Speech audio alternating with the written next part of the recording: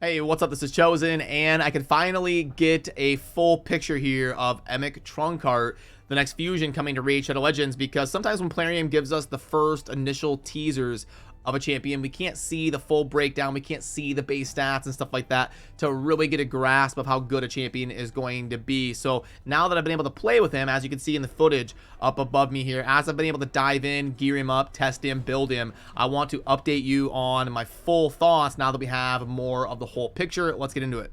Alrighty, so now we can finally see the base stats, and we see the HP of 23,130. That's actually pretty solid. The top base HP in the game is someone like Mountain King. You also have Skull Vargal, and they're usually around 30,000, but I was really hoping that it wouldn't be like 20 or 21. I think 23 is about what I would have wanted it to be. Obviously, the higher the better. Would have been great if it was 24 or 25, but probably the most important things to look at as far as his base stats were going to be the base HP and the base speed, and both of those are a definite check mark. We've got the 23,000 for HP, and we've got the 105 for base speed, and the reason that is so important is because it's going to help us scale up the stats when we've got our items like our chest piece where it is going to be percent life, and probably our gloves that are percent life. It's going to help us scale up to the 127,500 HP that you've got right there. The base HP is what helps you get that number to be insanely high.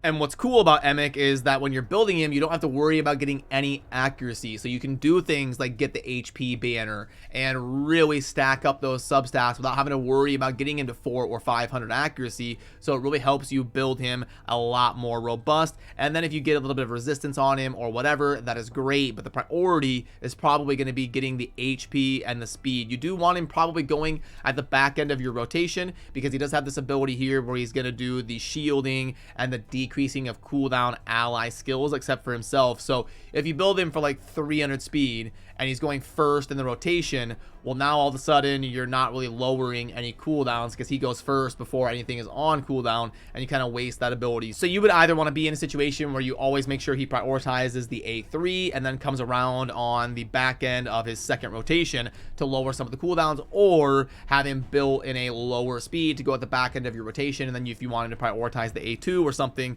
to lower cooldowns, that would be perfectly fine. And as far as his multipliers, as I've played with him a little bit in game, you can kind of see some of his hits up there in a hard Doom Tower setting. He can do some damage, but I would consider it ancillary. I wouldn't build him as like a nuker, some HP nuker, like some people build somebody like a Sir Nicholas. You get him in like Savage and crit rate and crit damage. I wouldn't really choose to scale Emic like that. I would build him more as a support, utility, tank, shielder.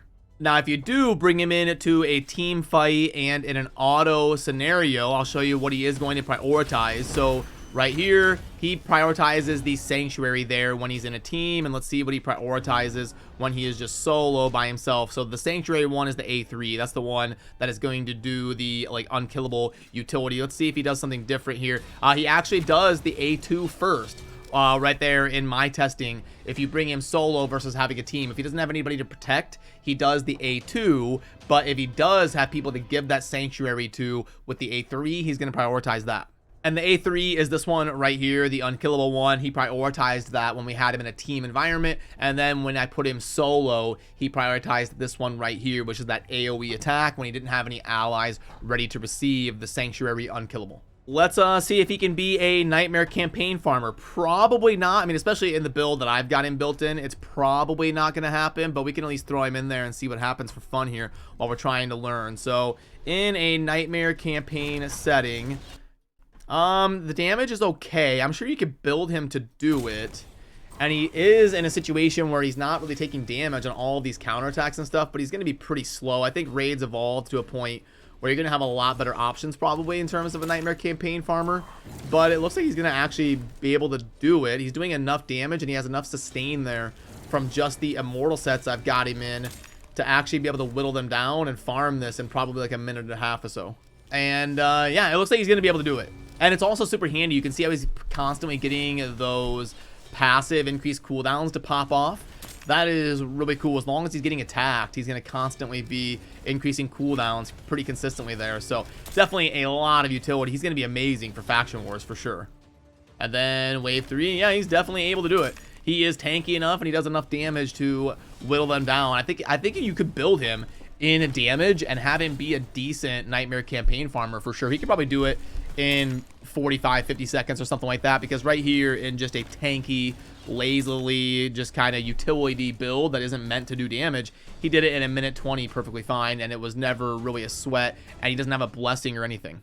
Because the first build that I ended up going with here was just kind of throwing on the best Sylvan stuff I have. That's going to be a little bit rough. A lot of you are going to have the worst accessories for the Sylvan faction, because obviously that's the newest one and you haven't had enough time to get a good backbone of accessories. So we went with like the HP on the banner and the amulet and the ring, just trying to scale that up as much as we can. And then I did want a little bit of speed here with the set, because I went with HP boots to get him as high of HP as possible. We just went across the board, HP main stat on everything, and then I made sure to get a little bit of speed and resistance and some of those other base stats you're going to be looking for to help him scale up. And the final version looked like this: 127,000 HP, 2,800 defense. You'd probably want to get the defense up a little bit higher, but it is really nice to scale up his HP a ton, because he does have the ability back here where he is going to be placing a shield equal to this champion's max HP. So that's really going to help you get those massive shields out there. And then the reason you saw those constant increased cooldowns popping off was because when attacked while under a shield buff, a 50% chance of increasing the cooldown of a random skill on the attacker by 2 turns, not even 1 turn.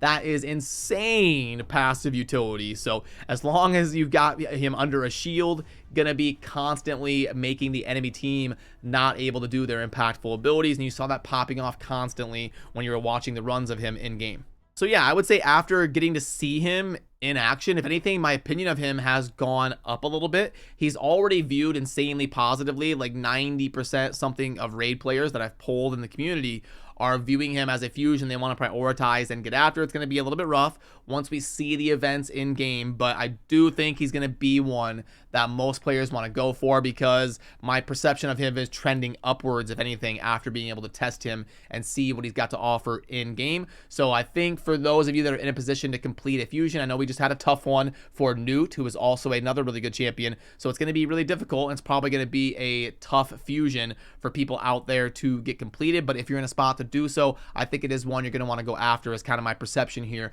after playing around with him a little bit. So yeah, I appreciate all of you, and I will continue doing a lot of testing here with Emic, and we'll do all sorts of build guides and infographics and stuff to help you get along while we are finishing the fusion and adding this new champion to our roster ideally. So I will see you soon in the next video. Thanks for watching.